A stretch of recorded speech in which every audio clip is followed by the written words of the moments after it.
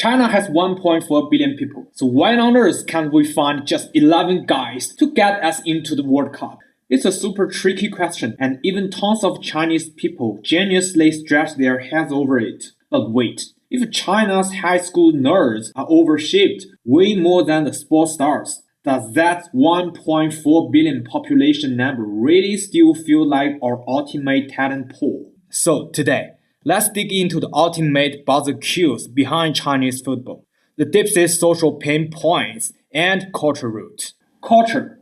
Books over Brown. Think back to your high school days.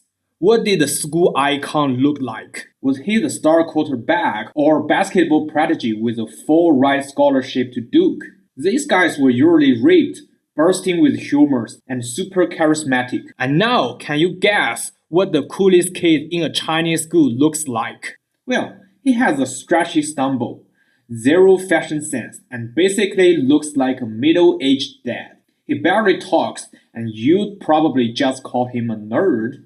But over here, that's the ultimate straight-A aesthetic. The moment you see him, you know he's the smartest kid in the building. We call them 学霸, the study gods. You might think, whoa, that sounds totally uncool. But in China, these guys are the absolute rock stars of the school.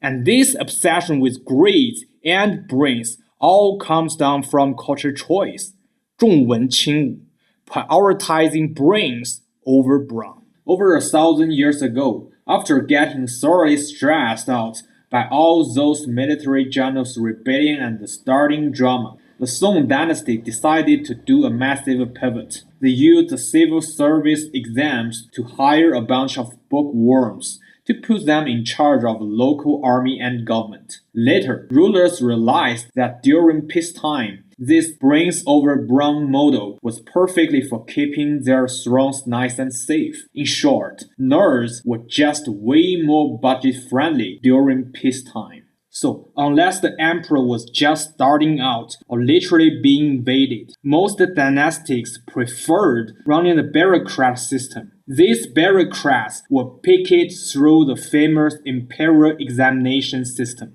As the system got super mature, everyone agreed on one golden rule. If you study hard, you got to be the boss. Reading books wasn't just a way to get power, it also gave you massive clout. Under the popular mindset of everything else is trash, only studying is top tier. Being athletic or military-minded was often looked down upon as barbaric. Being a scholar, on the other hand, meant you were sophisticated and rational. This attitude completely locked in the cultural habit of loving books and ignoring sports. Fast forward to today.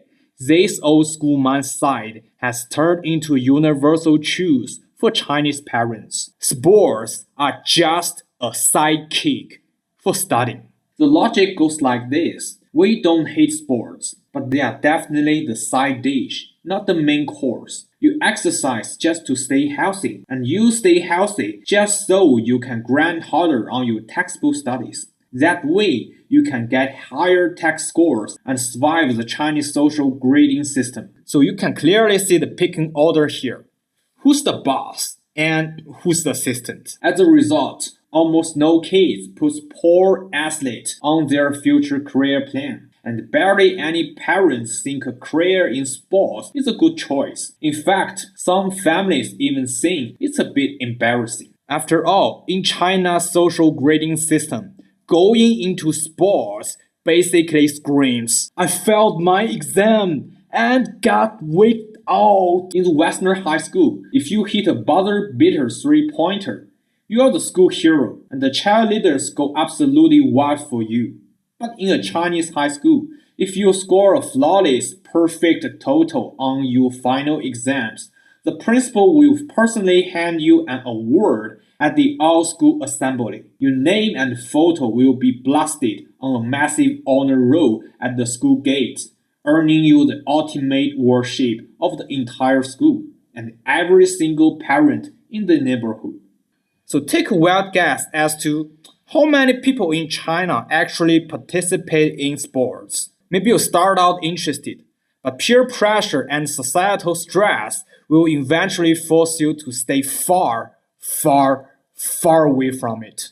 System, the high stakes gamble. That we'll talk about the tiny pool of people who actually play sports. Let's dive into the youth training system. Next up, you're going to see how many people try to go pro and how incredibly risky that gamble is. I remember watching a football movie called Blindside. The main character was basically a football cheat code, but universities almost ghost him because his grades were absolute trash. So while flashing his insane skills on the field, he also had to prove he actually had a brain. I think a huge reason for this is that schools doesn't want to completely lock down a kid's future. After all, competitive sports are brutally cruel. If the whole sports scene doesn't pan out, you need to have enough brain power to survive and adapt to regular civilian life. But in China, traditional youth training takes a wild shortcut called separating from sports from school. If a kid around 10 years old want to play pro football, they usually have to pack up, leave regular school, and bet their entire future on a football academy or a club's youth team. However, the pro football pyramid is brutally savage. China only has about 2,000 professional players in total, which means over 95% of these youth players will eventually get ghosted by the pro leagues. The killer part is, because they've skipped regular systematic schoolings for years, these eliminated kids can almost never return to regular schools to survive the brutal college entrance exams. And this harsh reality isn't just limited to football. Even elite athletics at the very top face the same struggle. Take Wu Liufang, a former member of the Chinese women's gymnastic team who won multiple international medals. When she said goodbye to the arena and returned to society, government job placements and tiny subsidies couldn't fully solve her living pressures.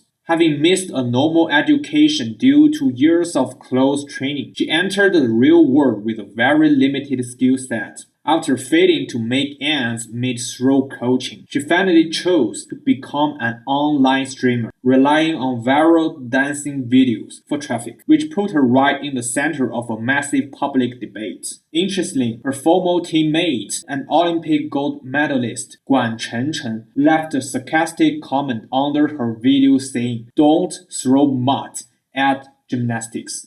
But here's the catch. Guan won the highest Olympic honor, so he was safely fast-tracked into the prestigious Zhejiang University after she retired. This perfectly highlights the cold reality in China, unless you hit the absolute jackpot like Guan Chenchen. The vast majority of non-elite athletics and youth club players cut at age 18 are completely on their own. Studies show that during the first 2 to 3 years after leaving sports, these people face severe anxiety, struggle to fit into society, and over 40% of them end up underemployed just doing random odd jobs. So, joining a youth sports academy in China is basically like hitting the casino. If you win big and become famous, you are set for life. But if you lose, you might not even walk away with a high school diploma. Mix that with the cultural mindset we talked about earlier, and it makes perfect sense why parents barely enough to let their kids take sports route. It's wild ride from one extreme straight into another. Market, the rich-only trap. So, since the vast majority of people can't afford to lose the youth sports gamble and are desperately trying to climb the social ladder through regular school, who on earth has the mental strength and actual cash to jump into pro sports training? Obviously, only the rich. And this is a massive new trend in Chinese sports lately. The rise of elite sports. China's biggest and richest sports stars right now are Gu Ailing and Zheng Qingwen, and they are the poster girls for this trend. Gu Ailing is basically a cheat code. raised by a super rich, super smart family. She crashed high school, went to Stanford, and used her family's deep pockets to hire top coaches. Now, she's an Olympic champion and a fashion icon.